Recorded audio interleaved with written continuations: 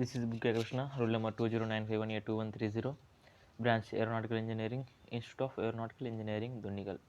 So today I want to discuss about the applications of fluid statics and what are the main topics of fluid statics. Fluid statics. Fluid statics deals with the problems associated with fluids at rest. In fluid statics, there is no shear stress in the fluid trying to deform it. The only stress in fluid statics is a normal stress. Normal stress is due to pressure. Variation of pressure is due to only to the weight of the fluid. Applications of fluid statics. Pressure measurement with the hydrostatics, floating or submerged bodies, water dams and gates, liquid storage tanks, etc. So these are the applications of fluid statics. Fluid statics helps us in dealing with the problems associated with the fluids at rest. The fluid can be either gaseous or liquid. Fluid statics is called hydrostatics when the fluid that is dealt with is a liquid. Means the fluid when deals with the fluid liquid, it is called as hydrostatics, and when it is dealing with gases, then it is called as aerostatics. Here is that given. The only stress we find in fluid statics is a normal stress, which is pressure, and the variation of pressure is because of the weight of the fluid. That's why the topic of fluid statics has importance of gravity fields and the force relations developed naturally involved gravitational acceleration g. The force exerted on a surface by a fluid at rest is normal to the surface at the point of contact, since there are no shear forces due to the absence of relative motion between the fluid and the solid surface. Fluid statics include the calculation of forces acting on floating or submerged bodies and the forces generated by devices like hydraulic presses and car jogs. Applications of fluid statics. So here are some applications I have given. That is manometer, pressure gauge. The manometer is an important device for measuring pressure differences. U-tube manometer or reverse U-tube, incline manometer, differential manometer. Manometer. A manometer is a laboratory instrument which is used to determine the pressure difference between two locations. This is used primarily for flow rate measurements, as the pressure difference across a flow restriction can be directly related to the flow velocity by a relation called Bernoulli's equation.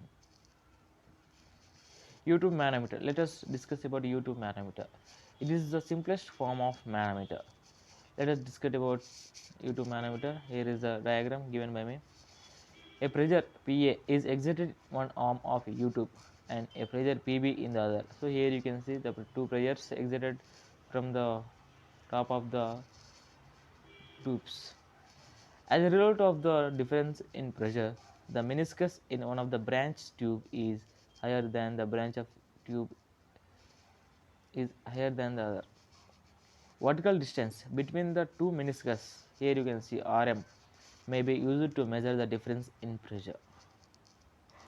The pressure at the point 1 is P1 equal to Pa plus G of Zm plus Rm into rho b, and the pressure at point 2 is P2 equal to Pb plus G Zm rho b plus G Rm rho a.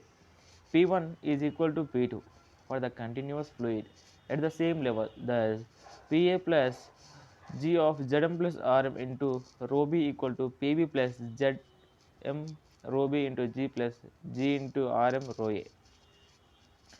So the simplification of this equation gives Pa minus Pb equal to G into Rm into rho a minus rho b. Note that is the relationship is independent of the distance Zm and one of the dimensions of U-tube, provided that pressure Pa and Pb are measured in the same horizontal plane. If fluid B is a gas, rho b is usually negligible compared to rho a and may be omitted from the equation given above. Let us discuss about incline manometer. It is used for measuring small differences in pressure. So here you can see the diagram of inclined manometer. By making alpha angle small, the magnitude of Rm is multiplied into a long distance R1 and large reading becomes equivalent to a small pressure difference. Pa minus Pb equal to G of rho a minus rho b. into R1 into sine alpha. The alpha is given as small angle. Differential manometer. So here is the diagram of differential manometer. Differential manometer. A differential manometer is a device that measures the difference in pressure between two places. Differential manometers can range from devices simple enough to be built at home to complex digital equipment construction.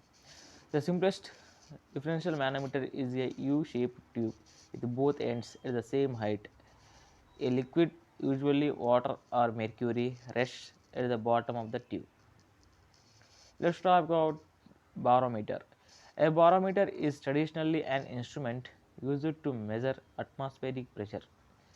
The pressure is indicated by the height of the fluid column in the vertical tube, the tube being oriented in the direction opposite gravity. So here you can see the diagram of barometer and the pressure ultimate for aircraft. A related instrument is the pressure altimeter, which uses the same principle as the barometer.